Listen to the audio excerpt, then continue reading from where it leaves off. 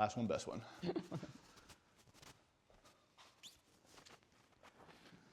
Hey, what's going on, guys? We are here with another recovery room with Dr. Lauren. Thank you for coming on. Hello, you are welcome. We are talking about everybody's favorite thing today, running. Yeah, you love it or you hate it. I think that's the only answer. Right. Yeah. And we're going to kind of get into maybe a little bit of returning to running, as well as why, more than likely, CrossFitters hate running. Yeah. So, you want to just kind of jump off here and kick it off? So I think one of the big things, especially as physical therapists, and we say this, any field sports, especially youth athletes, older adults who love running, is like, when is it safe for me to come back? And this is after like Achilles injury, knee injury, or? Yeah, so like if something, just think of it, it limited you to be able to run. So you couldn't run as long. If you ran, something swelled, that sort of thing, okay? Yep. So that you are impacted, but we'll also talk about how even if you're not impacted by running with an injury, how this program might still be good for you too. I think it was a hard question, and we sort of came up with an idea in a true isolated way of a big chunk of testing return to running that was missed. And then we just say, oh, you can run for a minute now, and then, run a minute, walk a minute, run a minute, walk a minute. And then it's, run 2 minutes. But how do we even know running for a minute is still the right thing to do? So what we do is we use a jumping and a hop test, okay? And we're not talking about like, you go to the track and you're doing like your bounding, high knees, type of things. We're actually talking about in isolation, are you able to do these movements? I love using it on my athletes, whether CrossFitters, runners, triathletes.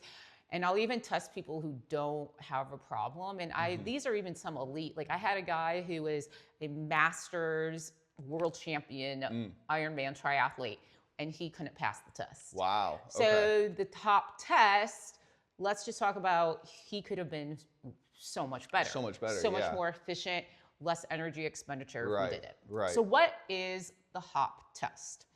So once if it is a true injury, I always want someone to be able to walk for 60 minutes first without any pain or inflammation from it. It's a good sort of just time for something easy like walking to know if my Achilles is going to get sore, my knee's going to get inflamed, my low back's going to, get bothersome. After that, we're going to talk about hopping. Now, I'm going to have you come and sort of demonstrate what we're going to do here. Sounds good.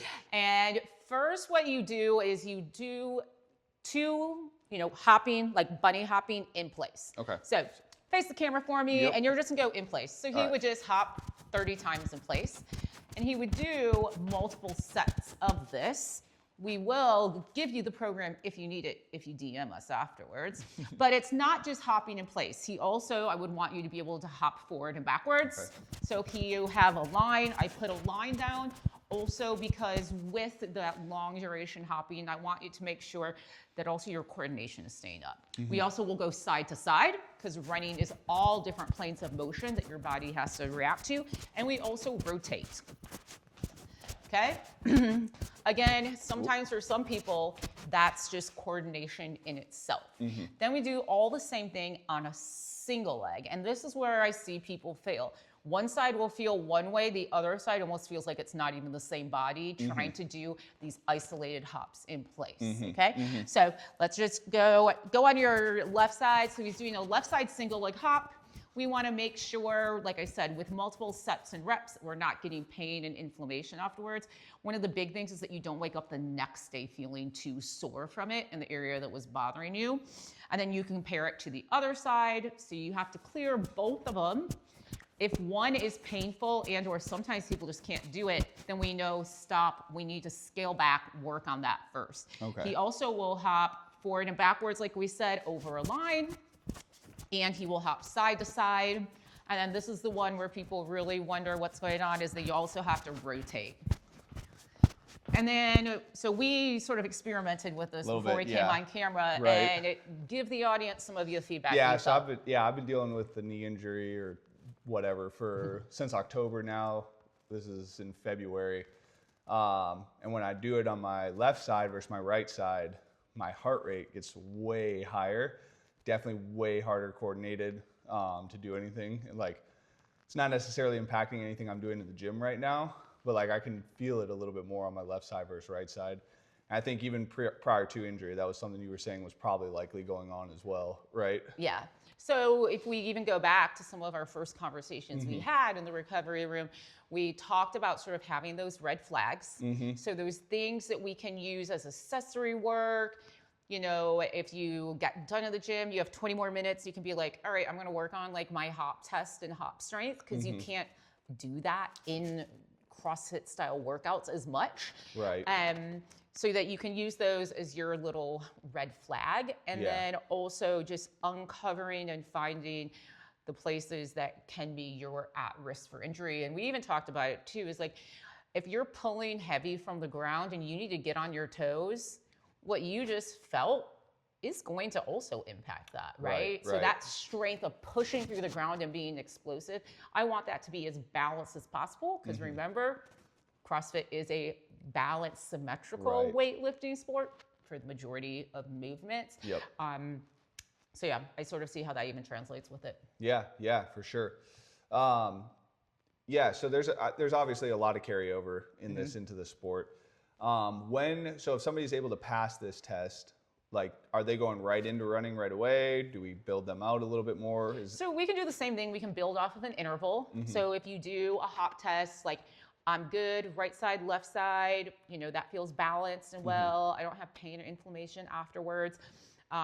You know, it depending on you as the athlete, what it is you need to be doing for running, we can just start with some intervals. So we have built-in rest times. Okay. And then we can keep progressing that more and more. Whether, because, you know, for some people, it's not just the like long endurance that they can run a 5K. For some people, it's just the consistency of the strength and power as they get tired. So as you're doing your transitions, right? Like that those movements, if you do run, you're not using up as much energy because you are explosive and ballistic. And you can see that in the athletes that are able to turn on those gears with those running segments in between versus the ones that just look like running's really labored for them.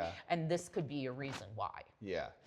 So if somebody does have some sort of imbalance, like I would probably be able to pass the test, but my left side definitely feels different than my right side. Is that athlete just trying to work only on the left side then? They're going to try and do this test over and over again on the left side? Or how do they start to fix some of those imbalances? Yeah, so like I said, you can just sort of use it as an activation warm-up thing, because what most, I think, people might experience, like in your case, is it feels so foreign because you just don't ever do it. So your dominant side naturally knows what you're asking of it and it becomes easier. So I would always stay balanced, like don't only do your left side, because then we'll be setting yourself up for other things. Depending on how big that imbalance is, maybe I'm doing 5 sets on my right and only 3 sets on my left, type of thing. Yeah, so that's what I would do. And then you can even, depending on how severe it is, we might have to work in more progressions to jumping to, where we do different like wall drills to get explosive. We actually have to do like weighted calf raises, you know, obviously at that point, if you really struggle with it and you find a deficit, find a physical therapist, someone usually, you know, that knows CrossFit, that knows running, that actually can dissect it down and sort of find where your issue is. It might not even be in your foot. It could be power in your glute. It could be your mechanics of running, you know, a tilt on your pelvis that's just sort of turning off that power. Cool, awesome. Yeah. Well, yeah, as Lauren mentioned earlier, guys, if you are looking for this program, shoot us a message on Instagram. DM us either Lauren's account or our account, or the RPR account. And we'll get that program over to you. It's a great program, very easy to do. Like Lauren was saying, just throw it in your warm up, and it'll help you out a ton. So, Lauren, thanks for coming on again. You're welcome. Good luck. We'll catch you guys next time. Cool. Done. 256.